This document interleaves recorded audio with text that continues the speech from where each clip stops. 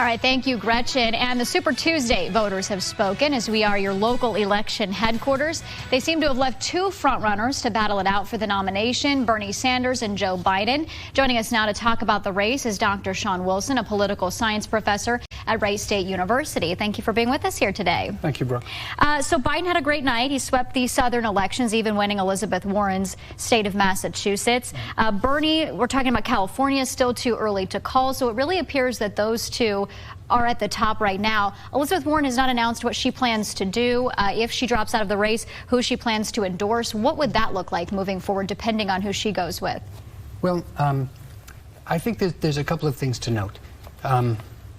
If you add together Elizabeth Warren's share of the vote and Bernie's share of the vote, what you find out in Super Tuesday that they only won three states. Three states they only got above 50%, only got a majority.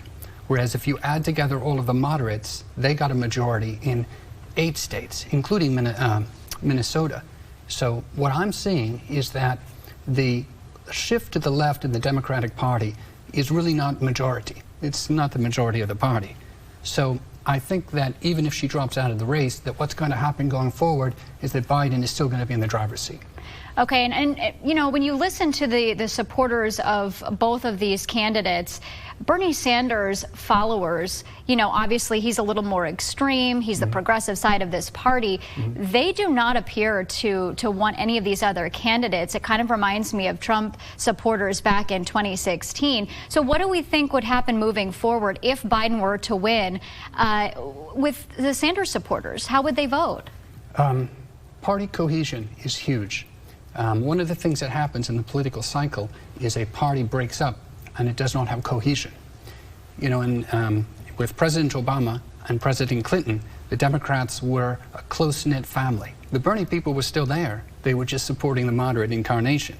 The moment that the Bernie people got dissatisfied with that is the moment the Democrats started losing. And we've seen this before. We saw it in with McGovern. We saw it with the rise of Bill Clinton. Bill Clinton was all about fixing the Democratic Party. And if the Democrats don't get cohesive, they're going to have a problem. The Republicans are cohesive, even though they don't agree with the same thing. Do the evangelicals agree with Trump, or do these various liberty conservatives and the establishment conservatives? But yet they all stick together. They know that the way to win is to stick together.